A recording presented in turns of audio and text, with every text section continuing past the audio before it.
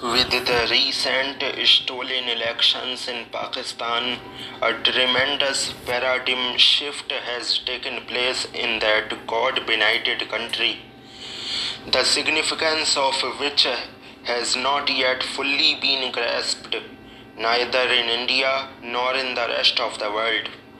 I mentioned the word stolen elections. As you may recall, Mujibur Rahman had won a thumping majority in Pakistan in the elections in 1971, and the Pakistani military establishment, egged on by Zulfikar Ali Bhutto, was dead set that they would not countenance a Bengali as the Prime Minister of Pakistan. They pretended to negotiate, and under the eggings of Zulfikar Ali Bhutto, they then sent Lieutenant General Tikka Khan, the so-called butcher of Bangladesh and Baluchistan, to Dhaka to undertake a ferocious crackdown on the poor people of then East Pakistan who had dared to vote against the wishes of the Pakistani military.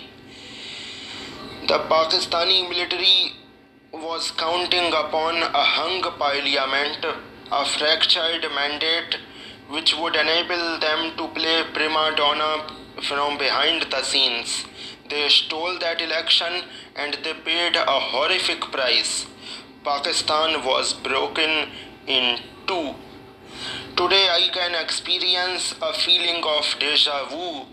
The simple fact is that Pakistani army has got into a pattern for 30 years. They had ruled Pakistan directly. Then they grew smart and they learned from their experience. For the next 45 years, they decided to be the prima donnas behind the scenes, to be the puppet masters from Rawalpindi who would control events in Islamabad and the whole of what was left of Pakistan. A very familiar litany, a playbook. The army selects a protege. Even Zulfikar Ali Bhutto was a protege of Ayub Khan. In 1971, the difference was that the protege wasn't put in place by the Pakistan army. After their disastrous defeat in the 1971 war, the Pakistani army had lost a great amount of sheen in Pakistan as the institution that was the bedrock of security in that country. That was, in real sense, the deep state.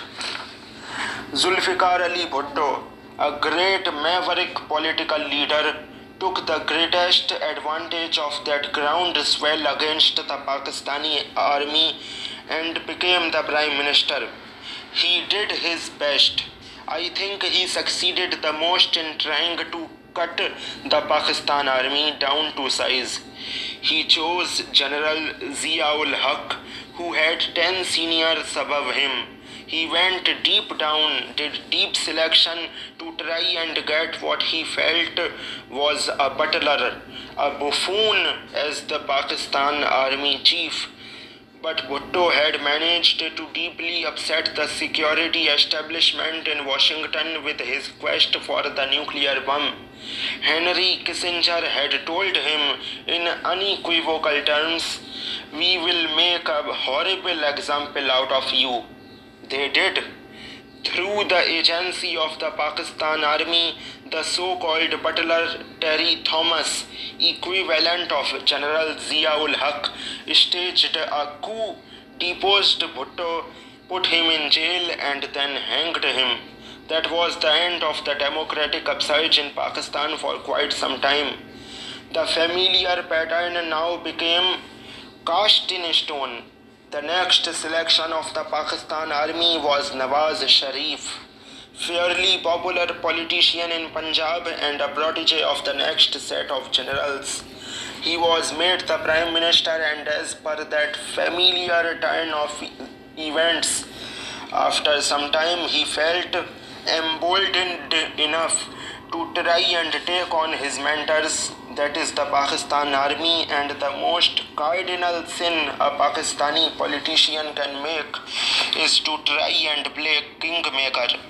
As far as the Pakistan army chief, the director general of the ISI, two critical posts in the Pakistani deep state are concerned, as we know how Nawaz Sharif tried to foist up Pakistani DGISI, and then having gotten the DGISI of his choice, he tried to make him the army chief. And that was the time when Pervez Musharraf was almost compelled to make a coup. He overthrew Nawaz Sharif and put him in jail first, and then exiled him first to Saudi Arabia and then to London. So that was the end of Nawaz Sharif per se as a politician. The next selection of the Pakistani army was Imran Khan, addressed as the selected PM and not so much the elected Prime Minister of Pakistan. And once again we find that familiar ring of deja vu in Pakistan. After some time, Imran Khan felt secure enough, entrenched enough, bold enough to challenge his mentors, to try and break free of the apron strings of the Pakistan army. And once again he tried to meddle in the selection, first with the DGISI, and then he had in the DGISI his candidate for the chief of Pakistan army. That is when General Bajwa struck back viciously, and we found Imran Khan thrown out of power, replaced by the PML, now led by Nawaz Sharif's brother Shehbaz Sharif, and with the combination with PPP, Pakistan People's Party, and Bilawal Bhutto as his number 2 foreign minister to be more exact. And this time we find a difference. There is a groundswell of resentment, popular angst and rage, almost amounting to a kind of an Arab Spring or a Pakistani Spring. I mean, there are riots all over Pakistan. There is great civil unrest for the simple reason that Pakistan was in dire economic stress. Pakistan was a country on the brink of economic collapse, state meltdown, economic meltdown, and it almost came to the state of a civil war. The home of the corps commander in Lahore was attacked, ransacked, and there were attacks on the Pak army all over. The edifice in Pakistan was showing major cracks. But then, as per the familiar litany of events, we found the Pakistan army with its muscle power, with its financial muscle through the ISI. It could purchase politicians at will. It could put up a facade. And once again, the Americans were quite deeply upset by Imran Khan's anti-American narrative that he tried to create to win the popular sentiment and vote to win the youthful electorate in Pakistan. What this stolen election has highlighted so clearly that what has happened in Pakistan is unprecedented. Imran Khan, we may or may not like him, especially we in India find him a maverick and a person very difficult to get along with. Not at all good for Indo-Pak relations, but that does not really matter. What matters is that for the first time you see the upsurge of a democratic sentiment amongst the youthful population of Pakistan. The demography is the same as ours. Almost 50% people of Pakistan are below the age of 26. It's possibly a slightly younger demography even than India's. And it is they who are now deeply enamored of Imran Khan. They have brought lock, stock and barrel into the narrative that how he was trying to graft, of how he was standing up for Pakistan, and how the deep state state has staged a coup against him, and by the democratic route they offer a vote of no confidence. They had him thrown out, and then a slew of cases has been slapped against him. The bad symbol of the party was taken away of his Tehreek-e-Insaf Pakistan.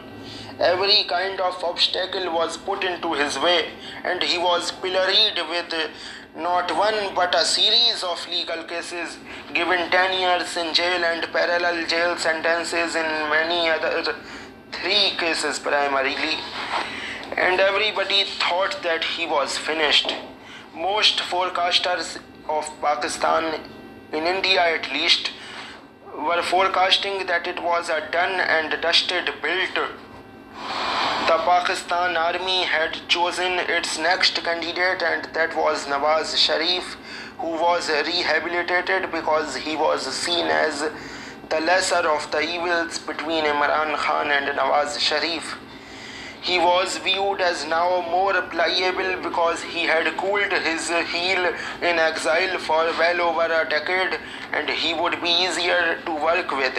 And once again, the familiar Pakistani army prescription of a fractured mandate that makes it easier for them to manipulate, to buy over legislators and members of parliament, etc., and run the show from behind the scenes, promote a democratic facade, and from behind the scenes control the levers of power in Pakistan, be the puppet masters.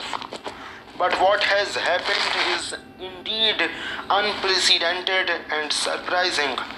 One stolen election in 1971 cost Pakistan half the country.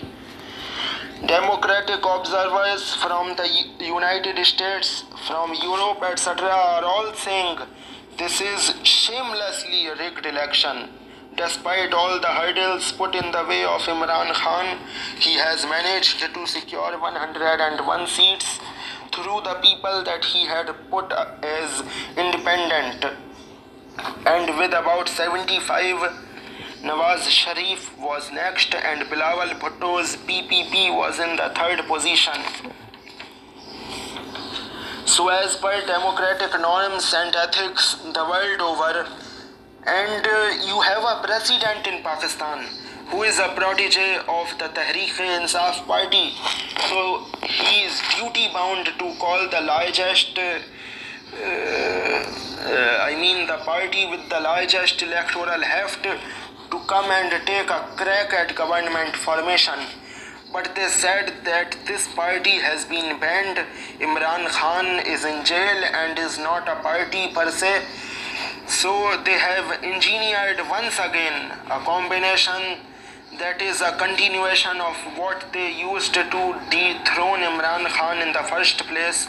So we will again possibly be having Shehbaz Sharif as the Prime Minister, Maryam Sharif as the Chief Minister in Punjab, and Bilawal Bhutto, whose father made a desperate bid for him to be the Prime Minister, and he wanted president's chair for himself, but he may have to settle for Bilawal Bhutto as the foreign minister once again, and they have agreed.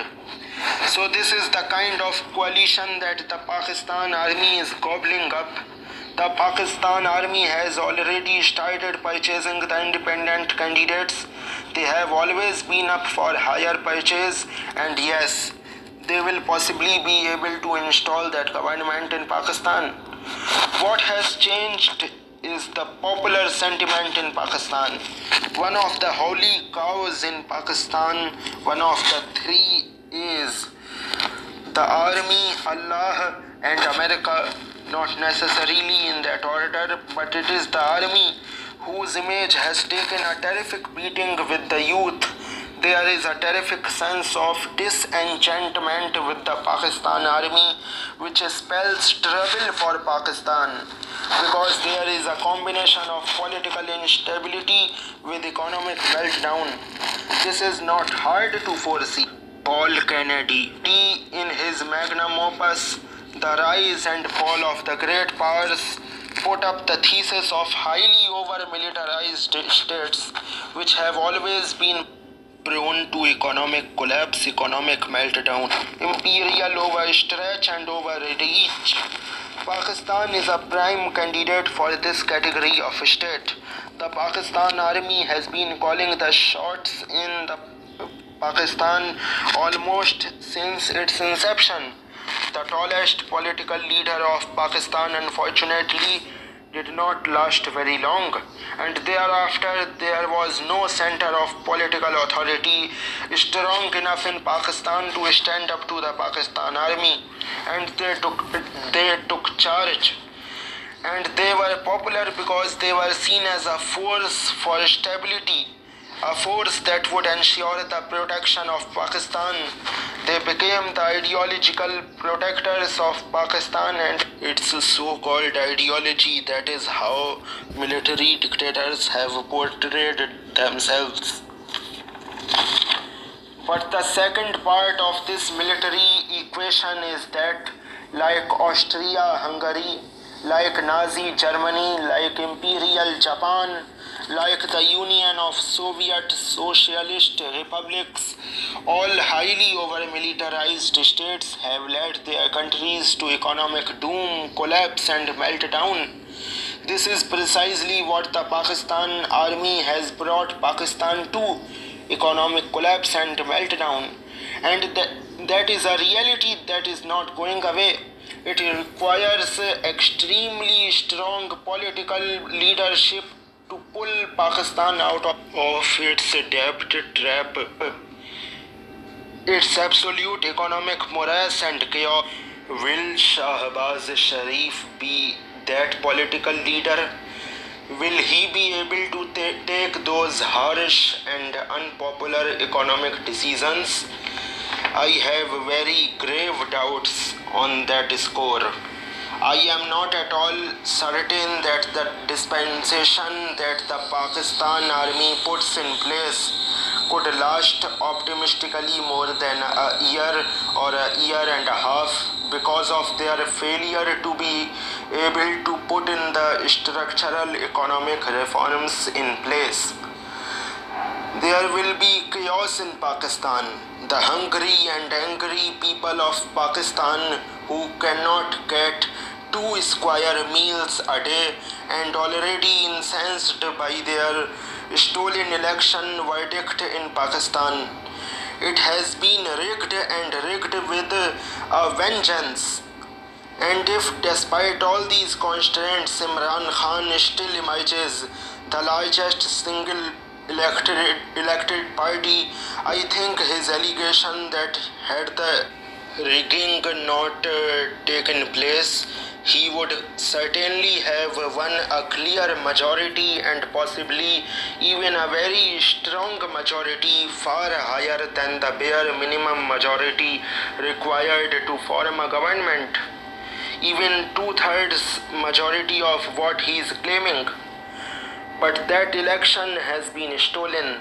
The Pakistan Army is clearly seen as having stolen this election. It's not going to add to the popularity of Pakistan Army. And what we saw when Imran Khan was dethroned was a massive popular movement of a surge of anger. That anger was fueled by hunger, by the economic distress of the people of Pakistan. That distress has not gone away. So you may rig the elections, you may gobble up a very favorable political combination to rule in Islamabad as per the reckoning of the Pakistan Army. But will that be able to alleviate the economic distress of the people of Pakistan? The answer is a resounding no.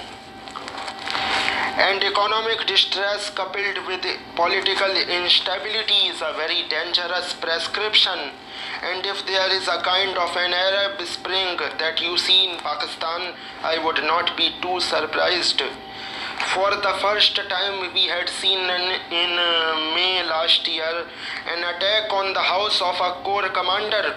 The hungry and angry people of Pakistan invaded the house of that corps commander. His guard and a pretty strong company just melted away. They robbed open his fridge of all the exotic fruit. He had the white peacocks in his lawns. They took them away to slaughter and eat them. That is the level of hunger in Pakistan. And the biggest problem is there were dissensions for the first time in Pakistan army itself. There was a strong pro-Imran Khan lobby within the Pakistan army per se. Whether General Munir be able to paper over these cracks in the army establishment itself and the deep state itself is a matter of conjecture. I am not very certain he will be able to do that because next comes the factor of demography. So far, the people in open revolt in Pakistan have been the Baluch and the Sindhis and to some extent the Shias of Gilgit-Baltistan. But the fact is, demographically they are not strong. They are pretty weak, ineffectual minorities. The people in Baluchistan, ethnically, they are a very small minority in terms of the overall demographic lineup of Pakistan. And then they are operating in an open desert with no cover, no dense jungles to provide hideouts, and to that extent, any Baluch insurgency in the long term, the chances of success are a question mark. Though they are doing much better this time than possibly previously. But it is the Pashtun demography that is much more dangerous, far larger and has a fear. The Pashtun Punjabi combination that has run the army in Pakistan ever since its inception.